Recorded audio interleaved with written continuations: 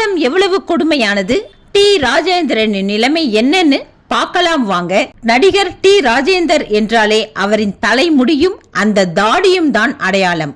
அதை தவிர்த்துவிட்டு அவரை நினைத்து பார்ப்பது கடினம். தாடி இல்லாத டி ராஜேந்தரை வெளியே பார்ப்பதும் ரொம்பவே ரேர்.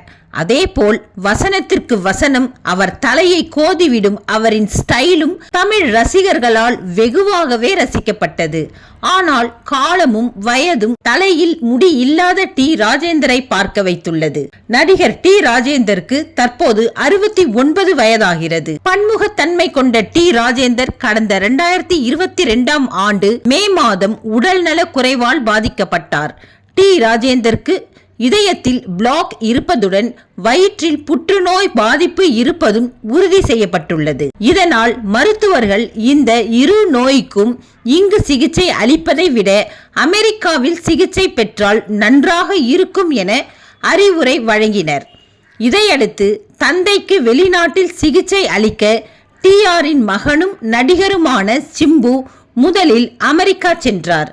அங்கு சிகிச்சை பெறுவதற்கான அனைத்து ஏற்பாடுகளும் செய்தார். தொடர்ந்து அதே ஆண்டில் ஜூன் 14ஆம் தேதி டி ராஜேந்தர் அமெரிக்கா சென்றார். முன்னதாக செய்தியாளர்களிடம் பேசிய அவர், இறைவன் மீது நம்பிக்கை இருக்கிறது, மீண்டும் உங்களை எல்லாம் வந்து சந்திக்கிறேன் என்று கூறியிருந்தார். பின்னர் சிகிச்சை முடிந்து ஜூலை மாதம் இந்தியா திரும்பினார். வெளி நிகழ்ச்சிகளில் பங்கேற்பதை குறைத்து கொண்டார்.